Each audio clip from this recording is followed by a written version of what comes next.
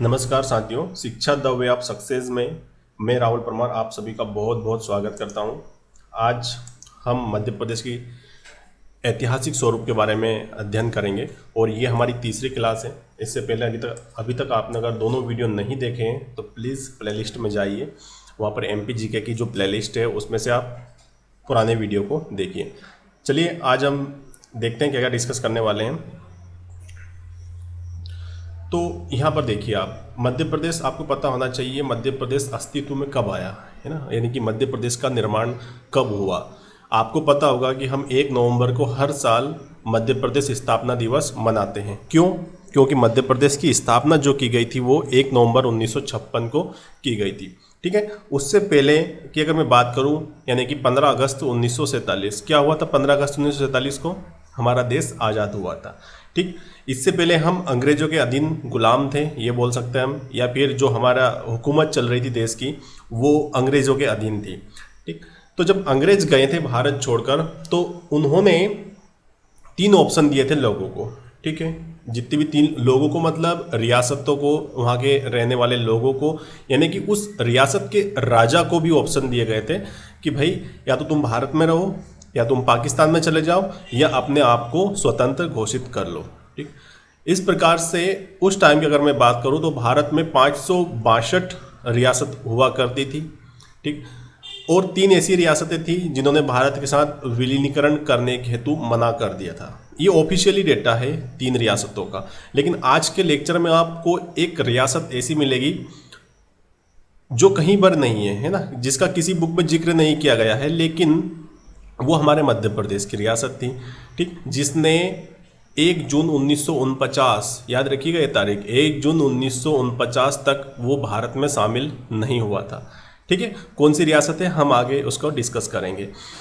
तो जब पूरे मध्य प्रदेश सहित या फिर पूरे भारत की बात करूँ, जब पूरे रियासतों का विलीनीकरण किया गया था, मतलब एक किया गया था सारी रियासतों को, तो उस टाइम पर मध्य प्रदेश में राज्यों की 4 श्रेणियां बनाई गई थी। ठीक है, यानी कि मध्य प्रदेश नाम का तो कोई राज्य अस्तित्व में था ही नहीं। कब? 1947 में। लेकिन उस टाइम पर 4 राज्यों की श्रेणियां बनाई गई थी। ठीक, एक था पार्ट ए जिसे हम भाग का भी बोलते हैं, दूसरा था हमारा पार्ट बी, पार्ट सी और एक भोपाल स्टेट।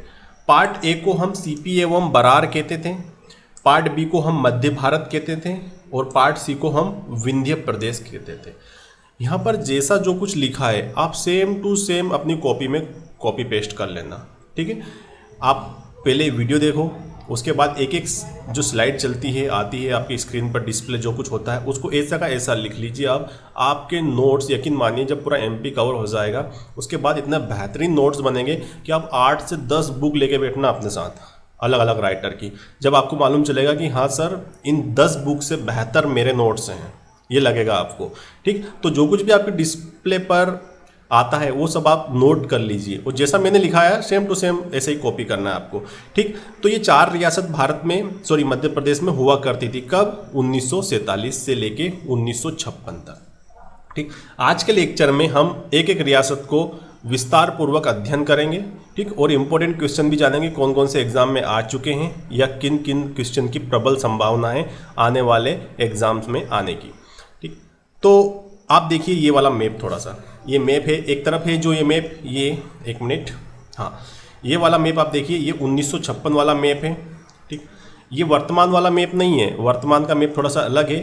ठीक, और थोड़ा सा नहीं मतलब बहुत ज़्यादा ही अलग है। अब आप देखिए इस वाले मैप में, ठीक, राजस्थान है इधर, इधर ये अपना मध्य भारत हो गया। ठीक, ये था आपका मध्य भारत। लेकिन उससे पहले आप देखिए ये पार्ट ए, यानी कि कौन सा था पार्ट ए आपका? सीपी एवं बरार। आप बोलोगे सर आप तो सीपी एवं बरार बोला लेकिन यहाँ पर तो मध्य प्रदेश लिखा है। लेकिन याद रखिएगा मैंने आपको पिछले वाले लेक्चर में बताया था कि 1950 में जो सीपी एवं बरार था, है ना, उसका नाम चेंज कर दिया गया था और मध्य प्रदेश का नामकरण, यानी कि मध्य प्रदेश जो नाम आया था सबसे पहले, है ना, बोलचाल में, तो वो 1950 में आया था और ये नाम पंडित जवाहरलाल नेहरू द्वारा दिया गया था। आपको पता है ये। ठीक, तो जो ये सीपी एवं बरार है यही मध्य प्रदेश बना था। ठीक, दूसरा था पार्ट बी, यानी कि मध्य भारत, ये रहा आपका। सी था हमारा पार्ट सी, यानी कि विंध्य प्रदेश, ये पार्ट सी यहाँ पर रहा। और ये भोपाल स्टेट अलग था, जो कि कहीं ना कहीं विंध्य प्रदेश का ही एक भाग हुआ करता था। कौन? भोपाल। चलिए, यहाँ पर तो ये पूरा इंडिया का मैप है, ये पूरा का पूरा आप देख पा रहे होंगे ये। लेकिन अब थोड़ा सा आप यहाँ पर आइए, ठीक, मैं जूम कर देता हूँ आपके लिए। यहाँ पर ये देखिए आप, ये मध्य भारत, ठीक, ये आप यहाँ पर देखिए मध्य भारत, ये थोड़ा सा ये हिस्सा बचा हुआ है, याद रखना ये मध्य भारत का हिस्सा, ये जो हाथ चल रहा ना, ये वाला हिस्सा बचा हुआ है। तो आप पुराने लेक्चर की जो मैंने मैप शेयर किया आपके साथ, बताइए ये कौन सा एरिया है वर्तमान में मध्य प्रदेश का। ठीक, ये जो हाथ है ना जहाँ पर अभी लगा है, ये विंध्य प्रदेश का पार्ट है। मैं आपको बताऊंगा जब विंध्य प्रदेश पढ़ाऊंगा उस टाइम पे, ध्यान रखिएगा। ठीक, तो ये मध्य भारत है हमारा, ये विंध्य प्रदेश है, ये भोपाल है और ये मध्य प्रदेश है। ठीक, अब थोड़ा सा आप देखिए, पहले ये पूरा का पूरा तो कहीं ना कहीं मध्य प्रदेश ही था, बाद में इसका एकीकरण किया गया। ठीक, एकीकरण करने के बाद में तो इसकी सीमा देखिए आप, पुराने जो एमपी था हमारा 1947 से लेकर 1956 तक का जो एमपी था, उसकी सीमा देखिए, इधर उत्तर प्रदेश से तो वर्तमान में भी लग रही है, लेकिन पहले बिहार से भी लगती थी। ठीक है, इधर उड़ीसा, ठीक, पहले की बात कर रहा हूँ ना, बिहार के बाद बोलोगे सर यहाँ तो झारखंड आना चाहिए। ठीक, मैं अभी पुराना मैप की बात कर रहा हूँ जो कि 1956 वाला मैप था। इधर उड़ीसा था, इधर आंध्र प्रदेश, इधर हैदराबाद रियासत हुआ करती थी ये। ठीक, ये इधर बॉम्बे स्टेट, क्योंकि पहले महाराष्ट्र नहीं था, बॉम्बे था पूरा का पूरा। ठीक, इधर राजस्थान है। ठीक, तो इस प्रकार से ये पूरा का पूरा आसपास हमारा एमपी से जो ये सीमा बना रहे थे। ठीक, तो अब हमको क्या करना है, जो हमने 4 श्रेणियां पढ़ी है, यानी कि पार्ट ए, बी, सी और भोपाल स्टेट, इनको हम विस्तार पूर्वक जानेंगे। पार्ट ए को सेंट्रल प्रोविंसेस एवं बरार भी कहा जाता है। याद रखिएगा, आप कंफ्यूज मत होना, सीपी एवं बरार बोल दो उसको, या मध्य प्रांत, क्योंकि सेंट्रल प्रोविंसेस का मतलब होता है हिंदी में मध्य प्रांत। तो कहीं अगर मध्य प्रांत लिखा आ जाए तो भी आप समझना हो कि वो किसकी बात कर रहा है, सर वो सीपी की बात कर रहा है। ठीक, तो सीपी एवं बरार 2 अलग अलग रियासत हुआ करती थी पहले। ये देखिए आप यहाँ पर इस वाले मैप में थोड़ा सा ये यहाँ पर फोकस कीजिए, ये बरार है आपका और ये सेंट्रल प्रोविंसेस था। ठीक, तो इन दोनों को मिलाया गया था। अब कब मिलाया गया, हम वही अध्ययन करेंगे आज। तो जो सीपी एवं बरार था वो पार्ट ए में शामिल था। ठीक, इसके अंतर्गत वर्तमान की अगर मैं बात करूँ तो छत्तीसगढ़ का पूरा जो स्टेट था, छत्तीसगढ़ स्टेट, वो शामिल था इसमें। वर्तमान का जो अपना महाकौशल है, जबलपुर वाला एरिया, वो शामिल था पूरा का पूरा। ठीक, उसके साथ ही महाराष्ट्र का जो विदर्भ वाला क्षेत्र है वो भी सीपी एवं बरार में ही शामिल था। ठीक है, देखिए यहाँ पर छत्तीसगढ़ हो गया आपका, एक विदर्भ हो गया, एक महाकौशल हो गया, और इसकी राजधानी क्या हुआ करती थी, नागपुर। याद रखना, एक एक लाइन में एक एक क्वेश्चन है और एक एक क्वेश्चन की 101% प्रोबेबिलिटी होती है एग्जाम में आने की। ठीक है, तो ये पार्ट ए था, इसकी राजधानी नागपुर हुआ करती थी। इसके मुख्यमंत्री थे पंडित रविशंकर शुक्ल। याद आया कुछ? पंडित रविशंकर शुक्ल मध्य प्रदेश के प्रथम मुख्यमंत्री भी थे ये। देखिए यहाँ पर इनका फोटो आ गया है ना, बेस्ट में भी अवेलेबल था इसलिए मैंने यही चिपका दिया यहाँ पर। और राज्यपाल बनाए गए थे ई राघवेंद्र राव। ई राघवेंद्र राव, ई से मतलब बनता है इदू पुगंती, है ना, इनका फुल फॉर्म है ये ई का, इदू पुगंती राघवेंद्र राव। ये राज्यपाल बनाए गए थे किसके, पार्ट ए के। अगर मैं बात करूं इस सीपी की, ठीक, सेंट्रल प्रोविंसेस यानी कि मध्य भारत की, तो इसकी स्थापना नवंबर 1861 में हुई थी। याद रखना, नवंबर 1861 में इसकी स्थापना हुई थी। हाँ, ठीक, और इसमें कौन कौन सी रियासत शामिल थी उस टाइम की, एक तो सागौर, नेरबुड्डा, नागपुर जो कि महाराष्ट्र वाले एरिया हैं, ये सारे के सारे मिलाकर एक सेंट्रल प्रोविंसेस बनाया गया था। किसके द्वारा, अंग्रेजों के द्वारा। ठीक, फिर क्या हुआ, अकेला सीपी चल रहा था। ठीक, 24 अक्टूबर 1936 को सीपी व बरार को मिला दिया गया। अभी इससे पहले हमने फोटो में देखा था, ये वाला देखिए आप, ये फोटो देखिए यहाँ पर, है ना, तो ये बरार था आपका और ये सीपी था, तो अलग अलग हुआ करते थे पहले ये। ठीक, ये 1936 से पहले का मैप आपके सामने है ये वाला। ठीक, तो बरार अलग था, सीपी अलग था। दोनों को कब मिलाया गया, 24 अक्टूबर 1936 को दोनों को साथ में मिला दिया गया। ठीक, अब ये सीपी एवं बरार हो गया बहुत बड़ा भाग। ठीक, सीपी एवं बरार ही सबसे बड़ी रियासत, या बोल सकते हैं हम कि सबसे बड़ा जो भाग था वो सीपी एवं बरार ही था। और इसी सीपी एवं बरार का 1950 में क्या कर दिया गया, नाम बदल दिया गया। और क्या नाम दिया गया इसको, मध्य प्रदेश। ठीक है, और किसके द्वारा दिया गया? नेहरू जी द्वारा। अगर मैं वर्तमान मध्य प्रदेश की बात करूं तो सीपी एवं बरार की एकमात्र रियासत जो कि मकड़ाई रियासत, याद रखना ये क्वेश्चन एमपी व्यापम में आ चुका है कि उन्होंने 4 रियासत दी थी आपको और पूछा गया था कि निम्न में से कौन सी रियासत वर्तमान में मध्य प्रदेश का भाग है। तो मकड़ाई रियासत जो है वो मध्य प्रदेश में है, मतलब हरदा में थी, मतलब जो एरिया है वो हरदा में आता है इसका, ठीक। और अभी तो वर्तमान में रियासत वगैरह कुछ होती नहीं है ना, तो ये मकड़ाई रियासत का भाग है जो हरदा में शामिल। तो ये क्वेश्चन आ चुका है, याद रखना, ये सीपी एवं बरार का ही पार्ट था एक।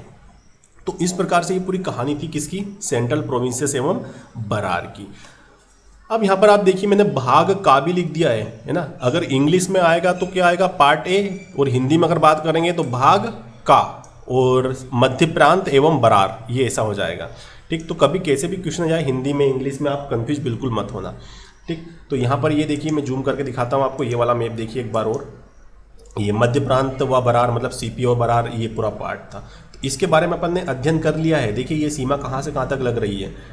तो कहने का मतलब ये है कि सीपी एवं बरार ही एकमात्र ऐसी रियासत थी या ऐसा भाग था जिसकी सीमा सभी से लगती थी, मतलब मध्य भारत से भी लगती थी, भोपाल स्टेट से भी लगती थी, विंध्य प्रदेश से भी लगती थी।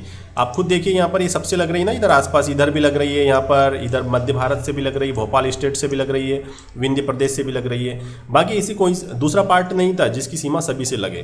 तो ये क्वेश्चन भी अगर बनता है कभी तो आए एग्जाम में, तो आप बिल्कुल इसका सही जवाब देना।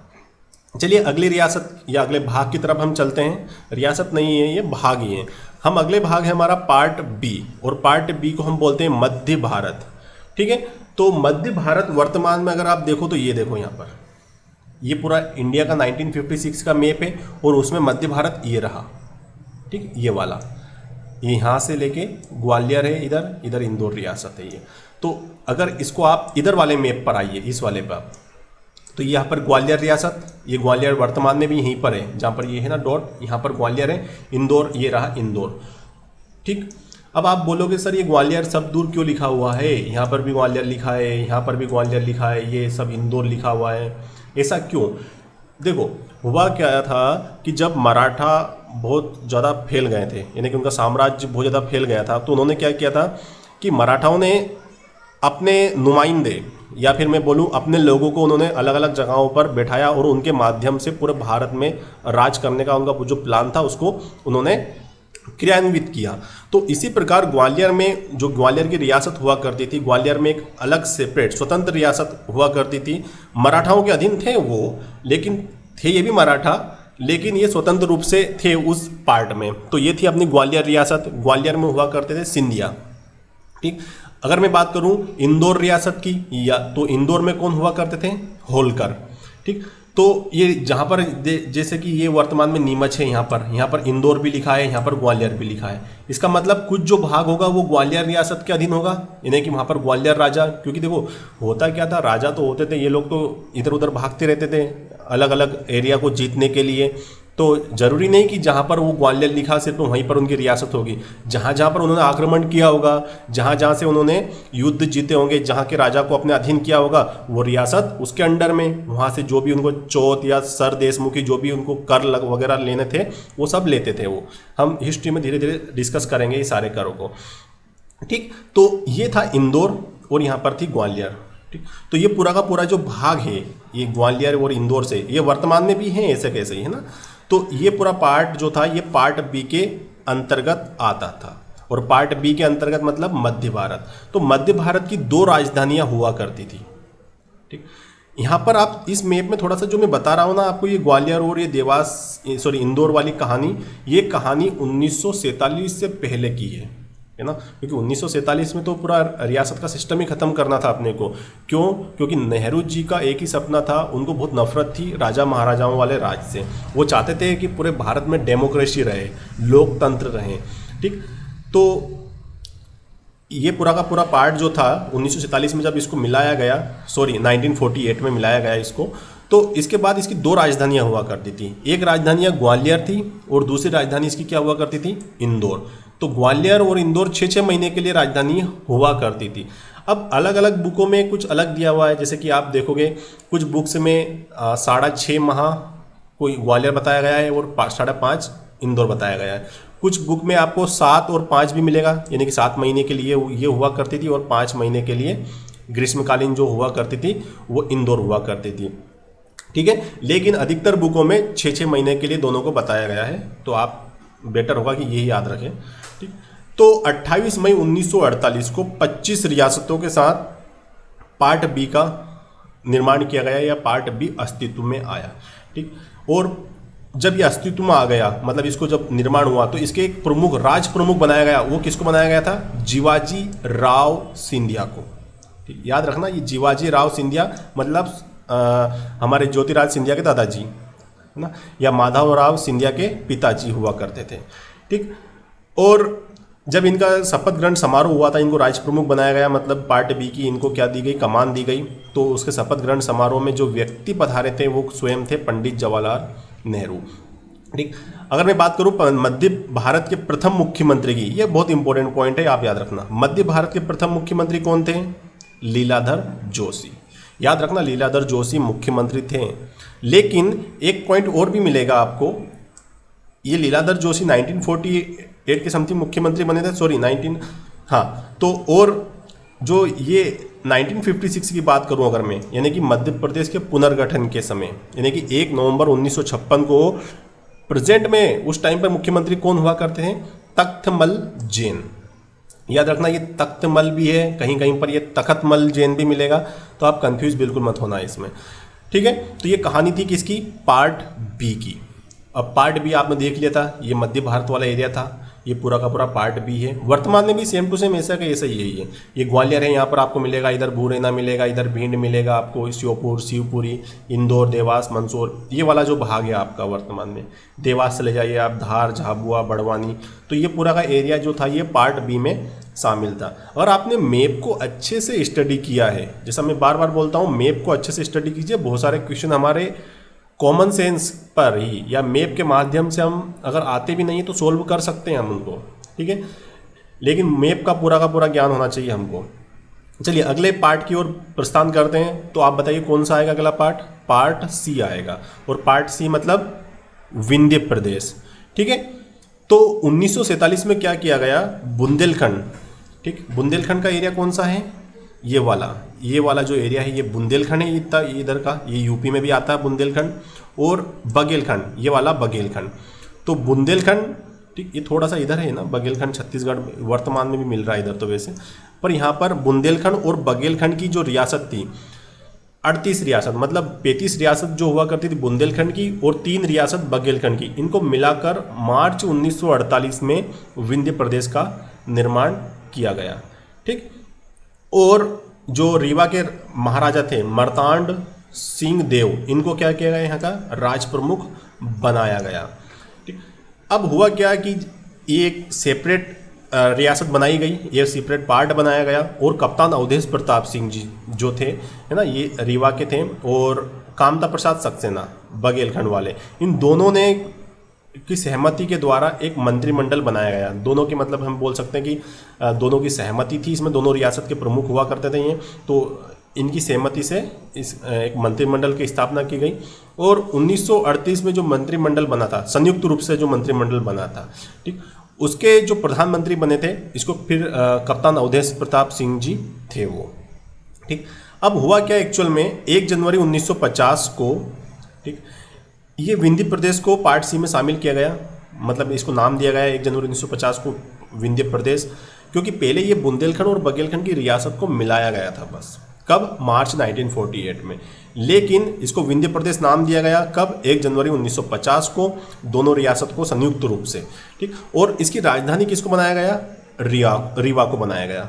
ठीक, अब जब आप एक लोकतांत्रिक देश में प्रवेश कर चुके हो तो सिंपल सी बात है, लोगों के द्वारा आप चुने जाओगे, और लोगों के द्वारा जो लोग चुने जाते हैं वही उस देश के या फिर उस रियासत के या फिर उस प्रदेश के प्रमुख होते हैं। तो अप्रैल 1952 में जो चुनाव हुए थे उसमें शंभुनाथ शुक्ल को यहाँ का मुख्यमंत्री नियुक्ति किया गया, जो कि कांग्रेस पार्टी से थे, है ना। शंभुनाथ शुक्ल जो थे कांग्रेस पार्टी के प्रमुख थे ये, और इनको विंध्य प्रदेश का मुख्यमंत्री नियुक्त किया गया। ठीक, तो ये पूरी कहानी जो थी ये विंध्य प्रदेश की थी। हाँ, अब एक हाल ही में देखिए मेहर कहाँ पर है? Very good. तो मेहर से एक नारायण त्रिपाठी जी विधायक है, तो उन्होंने अभी 1-2 महीने पहले क्या एक नए यानी कि एक मध्य प्रदेश को आप क्या करो 2 भाग में तोड़ दीजिए।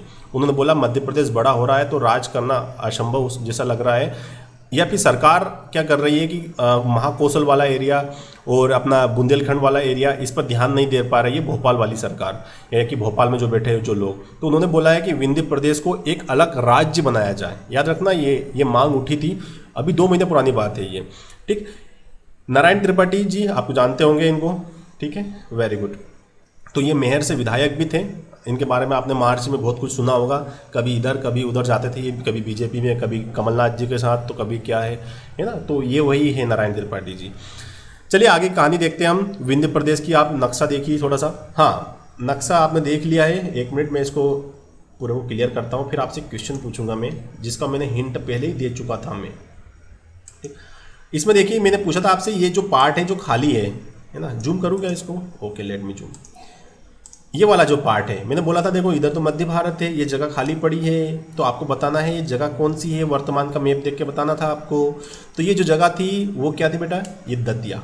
इधर देखिए आप यहाँ पर, ये दतिया, ठीक। तो विंध्य प्रदेश 2 टुकड़ों का हम बोल सकते हैं, विंध्य प्रदेश जो था 2 टुकड़ों में था। एक तो यहाँ तक था ये टीकमगढ़, वर्तमान में अगर बात करूँ तो ये निवाड़ी है यहाँ पर, ये है ना। तो ये निवाड़ी तक था, और फिर बीच में ये यूपी की सीमा आ जाती है, ठीक, उत्तर प्रदेश की, और फिर ये दतिया लगता अपना। तो ये दतिया भी किस में आता था पहले? ये दतिया याद रखना, दतिया मध्य भारत में नहीं आता था, दतिया विंध्य प्रदेश में आता था। वरना आप कंफ्यूज हो जाओगे कि सर दतिया तो ग्वालियर के पास है, तो हो सकता है कि वो मध्य भारत में आता होगा, है ना। कंफ्यूज नहीं होना है। तो अगर मैं विंध्य प्रदेश में बात करूँ कौन कौन से जिले हैं जो वर्तमान में विंध्य प्रदेश के भाग थे, तो दतिया तो हो गया एक आप टीकमगढ़ देख लीजिए, निवाड़ी देख लीजिए, छतरपुर देख लीजिए आप, पन्ना देख लीजिए, रीवा देख लीजिए आप, पन्ना हो गया आपका, सतना देख लीजिए आप, सीधी देख लीजिए आप। तो ये सारे के सारे जो पार्ट थे ये विंध्य प्रदेश में शामिल थे, ठीक। चलिए आगे की रियासत के बारे में हम डिस्कस करते हैं। ये है भोपाल स्टेट।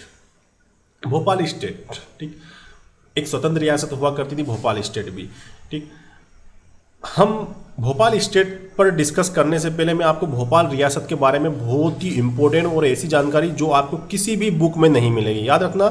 जो आगे की जो स्लाइड आने वाली है ना आपके डिस्प्ले के ऊपर, इसको आप सेम टू सेम कॉपी कर देना, ठीक, क्योंकि ये डिटेल आपको कहीं पर भी नहीं मिलेगी, ये वाला।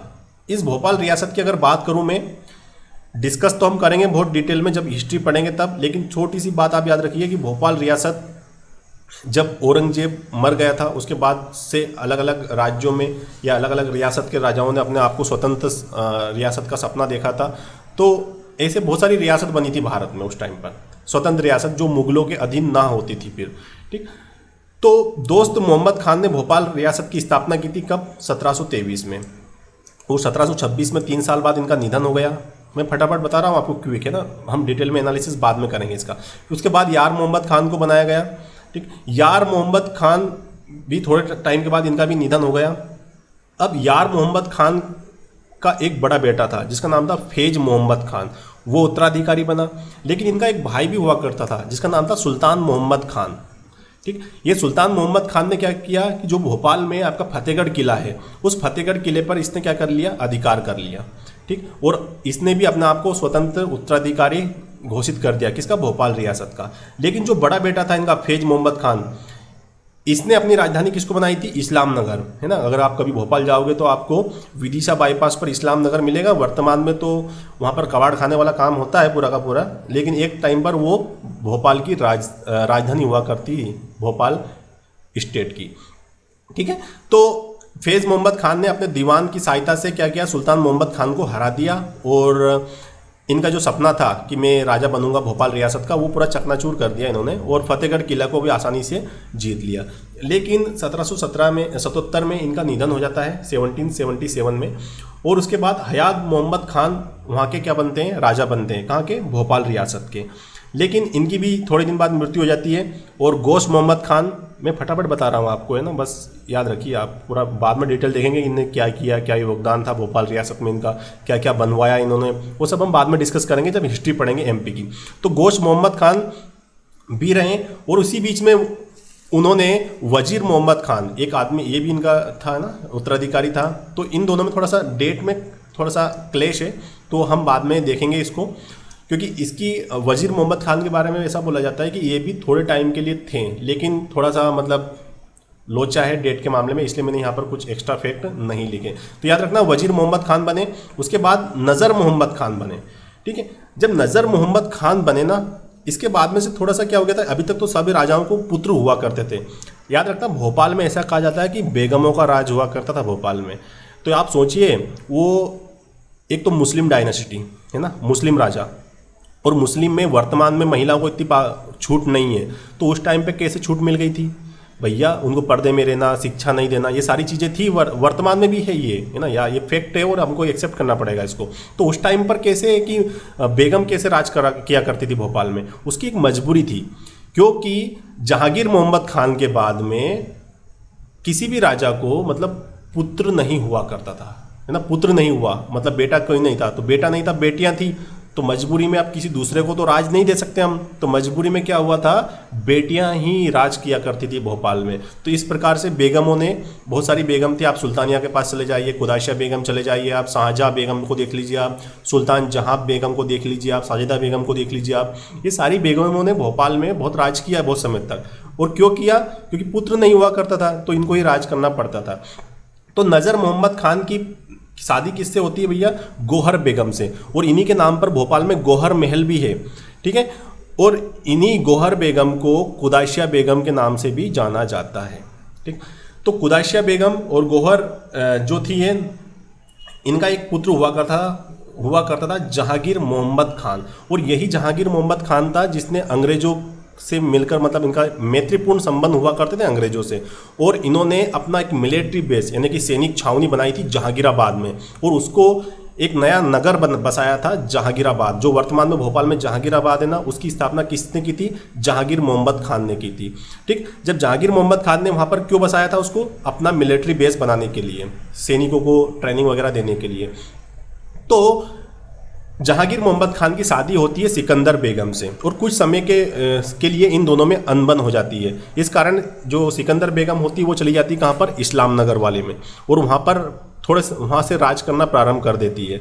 जहांगीर मोहम्मद खान मर जाते हैं। ठीक, तो पूरा का पूरा राज का जो, और जहांगीर मोहम्मद खान का कोई बेटा नहीं होता है, तो बेटा नहीं होता है तो थोड़े टाइम के लिए क्या करती है सिकंदर बेगम, पूरा जो सिकंदर बेगम है ये पूरा भोपाल का राजपाट अपने अधीन कर लेती है। ठीक है, और उसके बाद इनकी एक पुत्री होती है जिसका नाम है शाहजहाँ बेगम। शाहजहानाबाद का नाम सुना होगा भोपाल में आपने, अभी कोरोना के टाइम में बहुत ज़्यादा आया होगा कि शाहजहानाबाद में ऐसा हो गया, बहुत सारे केस मिल रहे हैं ये वो, तो जो शाहजहाँ बेगम के नाम पर ही बना हुआ है शाहजहानाबाद। ठीक, तो जब सिकंदर बेगम मर जाती है या एक्सपायर हो जाती है तो शाहजहाँ बेगम राज करती है भोपाल में। अब शाहजहाँ बेगम की भी कोई मतलब पुत्र नहीं होता है, तो उसके बाद आती है सुल्तान जहान बेगम। ठीक, सुल्तान जहान बेगम ने फिर नवाब हमीदुल्लाह खान आते हैं। याद रखना, ये नवाब हमीदुल्लाह खान आते हैं, ये सुल्तान जहान बेगम के पुत्र हुआ करते थे। और इसके बाद नवाब हमीदुल्लाह खान को सुल्तान जहान बेगम ने बहुत ज़्यादा प्रमोट किया था। प्रमोट करने से मतलब ये है कि इनको प्रिंसली स्टेट जो हुआ करता था, ये चैम्बर्स में इनको आगे मतलब के भी सेक्रेटरी हुआ करते थे ये। तो सबसे पहले तो इनको 16 साल की उम्र में इन्होंने सचिव बना दिया भोपाल रियासत का। किनने? सुल्तान जहान बेगम ने। तो इस प्रकार से इनको ट्रेनिंग देने लग गई थी कौन? सुल्तान जहान बेगम। और यही नतीजा हुआ, इनको राजपाट और पूरा ज्ञान भी अच्छा था, इनको शिक्षा भी अच्छी मिली इनको। इस कारण से ही प्रिंसली स्टेट जो चैम्बर हुआ करता था उसके प्रमुख हुआ करते हैं नवाब हमीदुल्लाह खान। जब देश आज़ाद हुआ उस टाइम की बात कर रहा हूँ। तो नवाब हमीदुल्लाह खान की कब इनकी मृत्यु हो जाती है ना, 1950 के बाद में, मतलब भारत आज़ाद होने के बाद में इनकी मृत्यु होती है। इनका कोई पुत्र नहीं होता है, इन्होंने 2 शादी की थी। ठीक, तो जो पहली पत्नी थी इनसे इनको पुत्र नहीं हुआ, 3 पुत्रियां हुई थी। एक मिनट, यहाँ पर ये आबिदा मैंने गलत लिख दिया, याद रखना। एक पुत्री का नाम था आबिदा, दूसरी पुत्री का नाम था साजिदा, और तीसरी पुत्री थी इनकी राबिया थी। याद रखना, ये ना, ये राबिया है, एक्चुअली में आबिदा लिख दिया मैंने यहाँ पर भी, राबिया। तो 3 पुत्रियां हुआ करती थी इनकी। तो आबिदा की जो शादी होती है वो तो पाकिस्तान के किसी पेशावर रियासत के राजा के साथ होती है। तो जब भारत आज़ाद हो जाता है तो आबिदा तो चली जाती है कहाँ पर? पाकिस्तान में। बहुत बार बोला नवाब साहब ने कि आप आ जाओ, भारत में जाओ, लेकिन आबिदा ने भारत में आना पसंद नहीं किया, और आबिदा ने वहाँ पर जाके फिर मंत्रिमंडल में भी शामिल हुई जब पाकिस्तान अलग बन गया। साजिदा जो थी, ठीक, राबिया के बारे में तो ज़्यादा कुछ इन्फॉर्मेशन मिलती नहीं, लेकिन साजिदा जो थी, साजिदा की कहानी भी बहुत इंटरेस्टिंग है ना, कभी देखेंगे। इनकी लव मैरिज हुई थी साजिदा की, और नवाब साहब बिल्कुल अगेंस्ट थे किसके, इस लव मैरिज के। किससे हुई थी इनकी, इफ्तिखार अली खान पटौदी से, है ना, पटौदी खानदान। तो इनकी लव मैरिज हुआ करती थी, बाद में उनको मानना पड़ा, झुकना पड़ा। तो ये इफ्तिखार अली खान पटौदी, फिर साजिदा और आबिदा का एक पुत्र होता है, उसका नाम था मंसूर अली खान पटौदी, जिसे हम टाइगर पटौदी भी कहते हैं, ठीक। और मंसूर अली खान पटौदी 1969 में शर्मिला टैगोर से शादी करते हैं। शर्मिला टैगोर कौन है, याद रखिए कौन है शर्मिला टैगोर, जी हाँ, एक एक्ट्रेस हुआ करती थी, उनसे शादी करते हैं। फिर शर्मिला टैगोर और मंसूर अली खान पटौदी से 3 बच्चों का जन्म होता है, 2 लड़की और 1 लड़का। लड़का सैफ अली खान, लड़की साबा खान और सोहा अली खान, है ना। मैं बता रहा हूँ आपको फैक्ट कि आप कैसे ये पूरा क्रम याद रख सकते हो। तो सैफ अली खान की भी 2 शादी होती है, ठीक है, वेरी गुड, है ना। आप बोले से बॉलीवुड में आ गए, आप तो बॉलीवुड में नहीं आया, मतलब आप थोड़ा सा फैक्ट को याद रखिए कि सैफ अली खान कभी पेपर में आता रहता है। अभी 2 दिन पहले पेपर में आया था, 2-3 दिन पहले, कि सैफ अली खान को आना पड़ेगा भोपाल, क्यों, क्योंकि उनकी जो प्रॉपर्टी का विवाद है। अभी बताऊंगा मैं आपको। देखिए, नवाब हमीदुल्ला खान का कोई पुत्र नहीं था, 3 पुत्रियां थी, ठीक। तो नवाब के साहब के पास तो बहुत सारी प्रॉपर्टी हुआ करती थी। वो प्रॉपर्टी किसको मिलेगी, आबिदा को तो नहीं मिलेगी, क्योंकि आबिदा चली गई पाकिस्तान में, और शत्रु संपत्ति जो कानून है हमारा उसके अनुसार तो आबिदा तो बिल्कुल कुछ भी नहीं मिलेगा। शत्रु संपत्ति क्या बोलता है भाई, ऐसे कोई लोग जिनकी प्रॉपर्टी भारत में है लेकिन वो किसी दूसरे देश में चले गए हैं, है ना, शत्रु देश में, लाइक पाकिस्तान, चाइना, तो उनका कोई हक नहीं है भारत की प्रॉपर्टी पर। तो आबिदा तो कैंसिल, बची कौन, राबिया और साजिदा। तो साजिदा के वारिस कौन आएगा फिर, साजिदा तो फिर भाई सैफ अली खान ही बचा ना वारिस में, तो सैफ अली खान। अब सैफ अली खान ने भी 2 शादी की थी, 3 पुत्र, 3 बच्चियाँ इनकी। जो पहली शादी हुई थी उसमें से इब्राहिम अली खान पटौदी और एक सारा अली खान, जो कि एक्ट्रेस है सारा अली खान। और फिर उन्होंने दूसरी शादी किससे की, सैफ अली खान ने करीना कपूर से। तो आपको पता होना चाहिए कौन है, तैमूर अली खान पटौदी। तो ये जो अब आप समझ जाइए कि भाई सैफ अली खान का या फिर तैमूर अली खान का भोपाल की जितनी भी प्रॉपर्टी है ना उस पर क्यों हक है, ठीक है। तो ये पूरी स्टोरी है पूरी की पूरी, आप समझ जाइए। पेपर में कभी भी आए ना कि सैफ अली खान भोपाल में केस लड़ने के लिए आए, क्योंकि देखिए इंटरेस्टिंग, सैफ अली खान इस पर अपना दोस्ता मतलब अपना जो पुश्तैनी हक क्यों नहीं छोड़ रहे हैं, क्योंकि कहीं कहीं ये है कि 5,000 करोड़ रुपए की प्रॉपर्टी है भोपाल में या भोपाल के आसपास के क्षेत्र में, जैसे कि सीहोर, आष्टा, रायसेन, राजगढ़, ठीक है। इन जिलों में जो प्रॉपर्टी है 5,000 करोड़ की प्रॉपर्टी जो नवाब के नाम पर थी। तो भाई 5,000 करोड़ रुपए कौन छोड़ना चाहेगा, इस कारण से ये पूरा का पूरा केस चल रहा है कहाँ पर, हाई कोर्ट में, ठीक है। इसके अलावा एक केस प्रॉपर्टी का सेशन कोर्ट भोपाल में भी चल रहा है। अभी 2 साल पहले एक न्यूज आई थी 2017-18 के समथिंग, आबिदा खान के जो उत्तराधिकारी थे, मतलब बाद में उनके पोते, उन्होंने भी, यानी कि कुल मिला के मैं बोलूँ तो तैमूर अली खान के चच्चा ने भी अभी पाकिस्तान से एक पीटीआई, मतलब एक, सॉरी पीटीआई नहीं है, सॉरी, एक एप्लीकेशन दिया था हाई कोर्ट ऑफ जबलपुर में, ठीक, कि भैया जो प्रॉपर्टी है इसमें मेरा भी हक है। लेकिन जबलपुर की हाई कोर्ट ने वो जो उन्होंने आवेदन दिया था उसको निरस्त कर दिया, क्योंकि शत्रु संपत्ति वाला कानून लागू होता है। तो ये पूरी कहानी है भोपाल रियासत की। मैंने कोशिश की फटाफट बताने की, कभी डिटेल में हम इनको बारे में डिस्कस करेंगे, क्योंकि इन लोगों ने भोपाल में बहुत सारे मकबरे बनवाए, बहुत सारी मस्जिदों का निर्माण करवाया और बहुत कुछ बनवाया है भोपाल में इन लोगों ने। तो कभी डिस्कस करेंगे, जब भोपाल मध्य प्रदेश का इतिहास पढ़ेंगे ना तो इनके बारे में डिटेल नोट्स बनाएंगे। अभी तो आप इतना याद रखिए, पूरा कहानी आपको पता है। अब मैंने ये पूरी स्टोरी क्यों बनाई ऐसी ऐसी, ताकि आप पूरा लिंक कर सको कि कैसे सैफ अली खान का या तैमूर अली खान का या करीना कपूर खान का, इन सबका रिलेशन है भोपाल से, ठीक। तो आप चलोगे ऐसे साजिदा के पास आओगे, नवाब साहब के पास सुल्तान जहां बेगम, शाहजहां बेगम, सिकंदर बेगम, मोहम्मद खान, और ऐसे पहुंच जाओगे आप दोस्त मोहम्मद खान के पास। तो अब आपको याद रखना है, जैसे कि एमपीपीएससी में 2019 वाला पेपर हुआ था इस बार जनवरी में, उसमें क्वेश्चन आया था, है ना। क्वेश्चन कैसा आया था, यही इस रियासत से संबंधित एक क्वेश्चन आया था। अब आपको क्या करना है, ये होमवर्क है आपका, ठीक। आपको क्वेश्चन ढूंढना है और कमेंट करके बताना कि सर ये क्वेश्चन आया था और आपकी स्लाइड में यहाँ पर इसका आंसर है, ठीक है। चलिए, तो इससे पहले हम थोड़ा सा, मैंने ये भोपाल रियासत के बारे में बताया था आपको, ठीक। तो जब 1947 में जब भारत आज़ाद होता है, हाँ एक चीज़ और बता रहा हूँ आपको मैं यहाँ पर, ये जो नवाब हमीदुल्ला खान थे, नवाब हमीदुल्ला खान मतलब, ठीक, ये वाला आदमी, ठीक, यहाँ पर देखिए इसको, ये वाला आदमी जो था ये मोहम्मद अली जिन्ना का बहुत करीबी था, मतलब दोनों में बहुत घनिष्ठता थी दोनों के बीच में, तो हमको ये पढ़ाया जाता है, या हम देखो वो तो सही है, पढ़ाया गलत नहीं है, कि 3 रियासत ऐसी थी जो भारत में मिलना नहीं चाहती थी। कौन कौन सी आपको पता होना चाहिए। एक तो हैदराबाद पढ़ते हो आप, जिसको पुलिस कार्रवाई के द्वारा भारत में शामिल किया गया सरदार वल्लभ भाई पटेल के द्वारा। एक रियासत थी जूनागढ़ रियासत गुजरात में, जहाँ पर जनमत संग्रह करवाया गया और उसको भारत में शामिल किया गया सरदार वल्लभ भाई पटेल द्वारा। ठीक। तीसरी रियासत जम्मू एंड कश्मीर थी, जिसमें विलय पत्र के माध्यम से उसको भारत में मिलाया गया सरदार वल्लभ भाई पटेल और नेहरू जी के द्वारा। ठीक। लेकिन भोपाल की जो रियासत थी, ठीक, भोपाल की जो रियासत थी, 1 मिनट यहाँ पर देखिए आप, ये भोपाल की रियासत, भोपाल जो था वो भारत में मिलना नहीं चाहता था, ये पाकिस्तान में मिलना चाहता था। जैसे कि हैदराबाद की खुद का भी एक मतलब सपना था कि मैं पाकिस्तान में मिलूँ। ठीक है, बट आप समझ सकते हो, हिस्ट्री में हम डिस्कस करेंगे क्यों नहीं मिलने दिया गया है इसको, सरदार वल्लभ भाई पटेल ने क्यों पुलिस कार्रवाई द्वारा इसको भारत में शामिल किया। तो ऐसे ही भोपाल का था, भोपाल स्टेट भी भारत में शामिल नहीं हुआ था। ये 15 अगस्त 1947 को भोपाल जो स्टेट था वो भारत में शामिल नहीं हुआ था, और इसकी जो राजधानी हुआ करती थी इस्लाम नगर, उस राजधानी पर नवाब का झंडा ही फहराया जा रहा था। याद रखना आप इस बात को। कब तक? 1 जून 1949 तक भोपाल भारत में शामिल नहीं हुआ था। याद रखना, झंडा जो भारत का तिरंगा झंडा था हमारा, वो नहीं फहराया जा रहा था इसकी रियासत के ऊपर, और इसके जो ऑफिस हुआ करते थे उसमें। तो हमीदुल्ला खान ने भारत में मिलने से इनकार कर दिया। ठीक। लेकिन क्या हुआ, फिर आंदोलन हुआ बहुत ज़्यादा, प्रजामंडल का आंदोलन हुआ, प्रजामंडल ने, कांग्रेस ने भी आंदोलन किया उस टाइम पे, और 1 जून 1949 को भोपाल को भारत में मिलाया गया। इसलिए याद रखना, हर साल 1 जून को, 1 मिनट, हाँ, हर साल 1 जून को भोपाल विलीनीकरण दिवस मनाया जाता है। ठीक। तो भोपाल को भारत में शामिल कब किया गया? 1 जून 1949 को। तो जो भोपाल स्टेट हुआ करता था इनिशियली पहले, है ना, तो हमने उसको देखा कि ये इस्लाम नगर उसकी राजधानी हुआ करती थी पहले। कब? जब ये हमीदुल्ला खान थे तब। और इसकी कहाँ पर है ये इस्लाम नगर, इसके बारे में हमने डिस्कस किया अभी, ये भोपाल के पास ही स्थित है, पास में।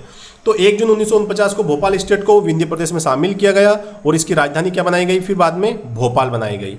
और इस प्रदेश के मुख्यमंत्री कौन बने थे? ये क्वेश्चन आ चुका है व्यापम में, डॉक्टर शंकर दयाल शर्मा, और इनकी टाइमिंग थी 1952 से लेकर 1956 तक। बिल्कुल एक एक पॉइंट याद रखना आप, क्योंकि एग्जाम में आएगा, और जिस दिन एग्जाम में आया और आपका गलत हुआ, उस दिन आपको बहुत पछताना आएगा कि काश उस दिन पढ़ लेते तो अच्छा रहता।